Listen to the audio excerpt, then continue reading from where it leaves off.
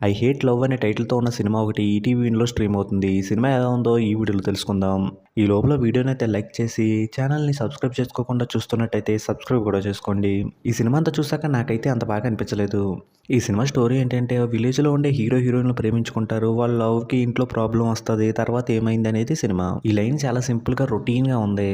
కానీ ఈ సినిమాని చాలా వరకు చూసేలా చేసింది మాత్రం సినిమాలో విలేజ్ బ్యాక్డ్రాప్ని ఆ లొకేషన్స్ని బాగా చూపించడం వల్ల సినిమాలో విలేజ్ని అక్కడ ఉండే మనుషుల్ని అయితే న్యాచురల్గా చూపించారు. అదైతే బాగా అనిపించింది.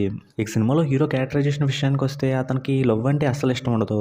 ఒక అమ్మాయి అతను లవ్ చేశానని చెప్తే తన ఇంటికి వెళ్ళి చెప్పేస్తాడు. ఇంకా అతనికి లవ్ అంటే ఇష్టం లేకపోవడానికి ఒక కారణం ఉంటుంది. ఆ కారణం అయితే బాగానే ఉంది. అలాంటి హీరో హీరోయిన్ నడుం చూడగానే లవ్లో పడిపోతాడు. అదైతే అసలు కన్విన్సింగ్గా అనిపించలేదు. హీరో క్యారెక్టర్ అలా ఉందని చెప్పినప్పుడు హీరోని సిన్సియర్గా లవ్ చేసి అతన్ని ఎలా మార్చుకుంది అన్నట్టు చూపిస్తే ఇంట్రెస్టింగ్ అయినా ఉండేదేమో అనిపించింది. ఈ సినిమాలో హీరో హీరోయిన్ల మధ్య వచ్చే సీన్స్ అన్ని చాలా నార్మల్గానే ఉంటాయి. ఇంకా వీళ్ళ మధ్య వచ్చే ప్రాబ్లం అయినా స్ట్రాంగ్గా ఉంటుందేమో అని వెయిట్ చేస్తూ ఉంటే అది కూడా కొంచెం సిల్లీగా సింపుల్గా ఉంటుంది. దాంతోనే సెకండ్ హాఫ్లో ఎమోషన్స్ని చూపిస్తూ ఉంటారు. ఇంకా పాయింటే స్ట్రాంగ్గా లేదు కాబట్టి ఎమోషన్స్ కూడా అంతంత మాత్రంగానే ఉన్న ఫీలింగ్ వచ్చింది. ఇంకా అలాంటి పాయింట్తో సెకండ్ హాఫ్ అంతా ఉండడం వల్ల సెకండ్ హాఫ్ ఎక్కువ చోట్ల ల్యాగ్ అయిన ఫీలింగ్ అయితే వచ్చింది. ఇక సినిమాలో అప్పుడప్పుడు హీరోతో ఫైట్ చేయడానికి ఒక విలన్ క్యారెక్టర్ కూడా ఉంది. అది కూడా అవసరం లేదనిపించింది.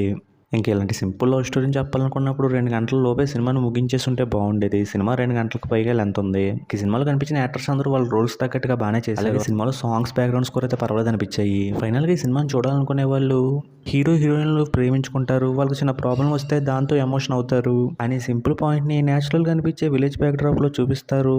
దానికోసం చూస్తాం అనుకుంటే ఒకసారి చూడొచ్చు. ఇక ఈ సినిమాకి నేను ఇస్తున్న రేటింగ్ అయితే 2.25 అవుట్ ఆఫ్ 5.